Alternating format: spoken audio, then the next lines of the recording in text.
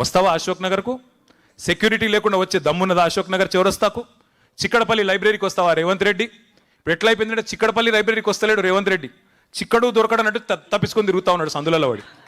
Security లేకుండా బయటికి వచ్చే పరిస్థితి కూడా కాంగ్రెస్ మంత్రులకు కానీ ఇవాళ ఆ నాయకులకు కానీ లేదు. వాస్తవం ఏంది అంటే ఇవాళ మొత్తం తెలంగాణనే ఒక ధర్నా చౌక్ అయిపోయినట్టుగా కనబడతా ఉన్నది.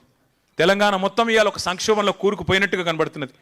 పంటలు కొనండి మహాప్రభో అని కాళ్ళు పట్టుకుంటున్న అన్నదాతల ఆక్రందనలు ఒకవైపు, జాబ్ క్యాలెండర్ ఏమైంది అని పోరాటం చేస్తున్న నిరుద్యోగ యువత నిరసనలు మరొక వైపు, ఉద్యోగులకు వెన్నుపోటు.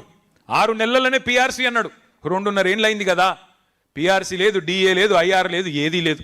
రిటైర్డ్ ఉద్యోగులు మరి వారి పరిస్థితి ఇంకా దయనీయంగా ఉంది. నిన్న కేసీఆర్ గారు అడుగుతా ఉన్నారు నన్ను, ఎందుకు రిటైర్డ్ ఉద్యోగులు ఒక్కొక్కరే ఎందుకు పోతున్నారు కోర్టుకు అని అడిగిండు సార్ నన్ను. దేవిప్రసాద్ గారిని అడిగిన నేను, ఏమన్నా మాట్లాడుతున్నారా లేదా పెన్షనర్లతోనంటే, ఏం మాట్లాడాలన్నా, ఇది చెవిటివాడు ముందు శంఖం ఊదినట్టే ఉంది ప్రభుత్వానికి, ఎంత చెప్పినా ఎన్ని మరణ మృదంగం ఎంత జరుగుతున్నా వీళ్ళలో మాత్రం చలనం లేదని చెప్పి దేవిప్రసాద్ గారు చెప్తా ఉండే.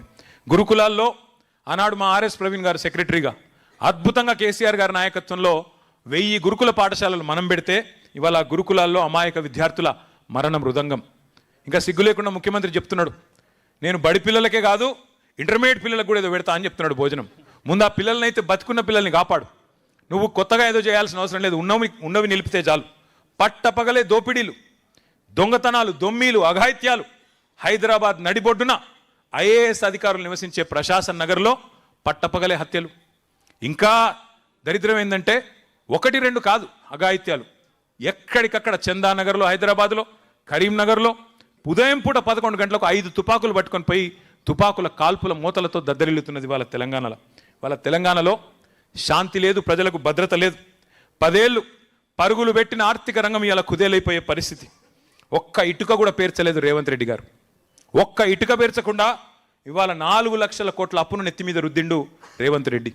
ఒక్క కాలువ దవ్వింది లేదు, ఒక్క చెరువు కట్టింది లేదు, ఒక్క ఇటుక పెట్టింది లేదు, కనీసం పెన్షన్లు ఇచ్చింది లేదు, పోనీ రైతు బంధు వేసింది కూడా లేదు. ఏం చేసినవయ్యా 4 లక్షల కోట్లు అంటే?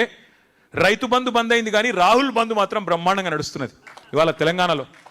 టింగు టింగుమని రాహుల్ గాంధీ ఖాతా మాత్రం మారుమోగుతున్నది కానీ తెలంగాణ రైతుల ఖాతాల్లో మాత్రం డబ్బులు పడతలేవు. ఇది వాస్తవం.